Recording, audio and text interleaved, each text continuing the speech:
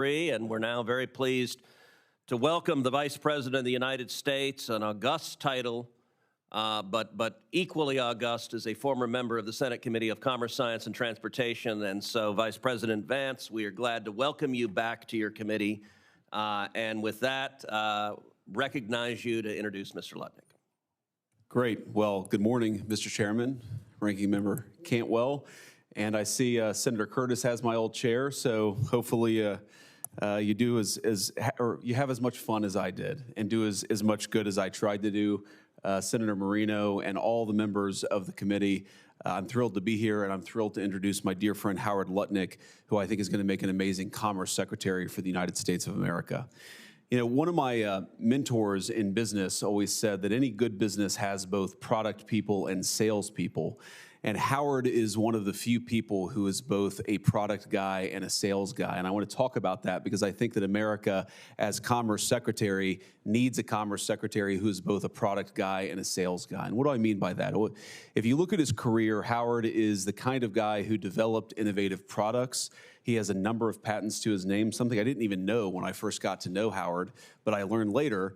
But he's also an incredible sales guy. This is a person who, on the world stage, will say more and do more and convince businesses that America is back, that America is growing and thriving.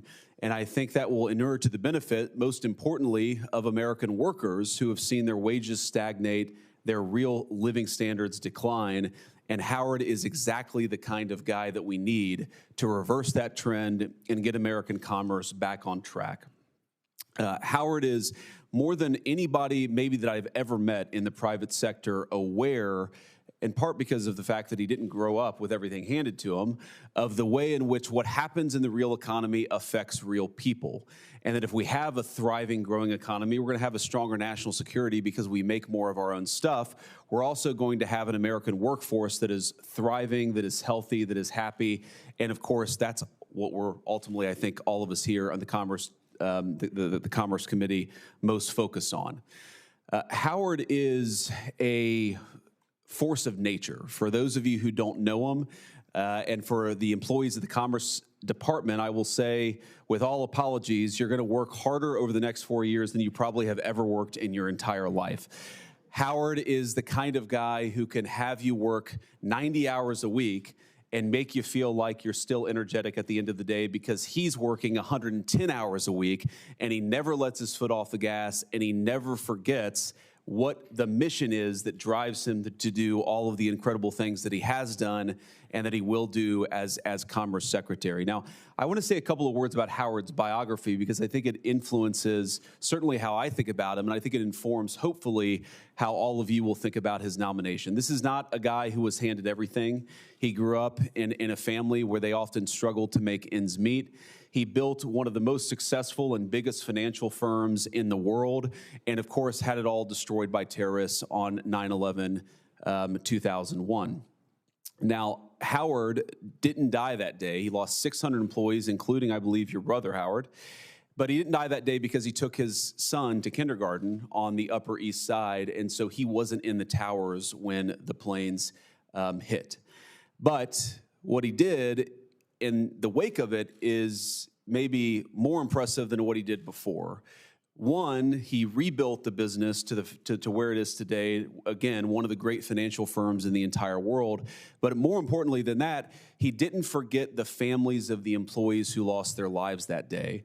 And I will never forget, talk about a good salesman. When I visited New York on the anniversary of 9/11 during the campaign, and as you all know, campaigns are very busy. There's a lot going on.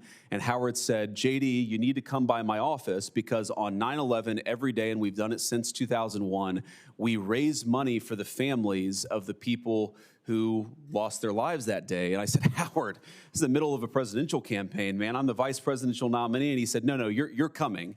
Trust me, you're coming.